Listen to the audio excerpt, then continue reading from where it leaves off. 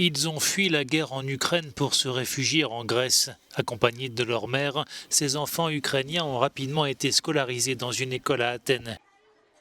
En Grèce, ils ont retrouvé leur grand-mère qui avait émigré dans ce pays il y a 25 ans. Elle n'aurait jamais imaginé voir un jour sa fille et ses petits-enfants débarquer à Athènes en tant que réfugiés de guerre.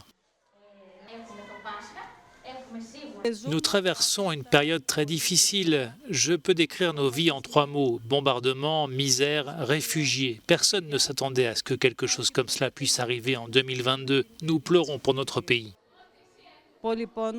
Irina, la maman, est reconnaissante envers les Grecs.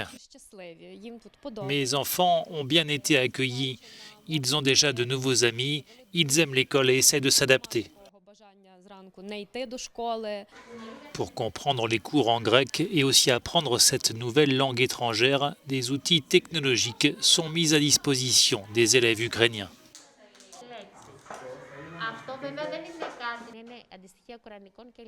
Sur cette application, explique l'enseignante, 2 langues sont disponibles, l'ukrainien et le grec. Outre la traduction et l'écriture, l'enfant peut écouter comment un mot est prononcé.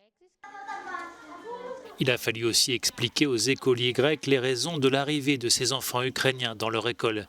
Que se passe-t-il dans ce pays si lointain? Qu'est-ce qu'un réfugié? Des questions auxquelles ont dû répondre les enseignants.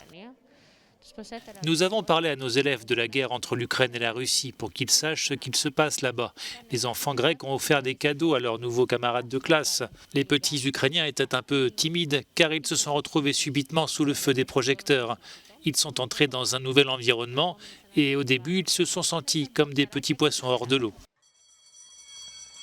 C'est l'heure de la récréation qui sera suivie d'une séance de sport, une pause bienvenue pour les enfants ukrainiens qui devront moins se concentrer sur la compréhension des mots.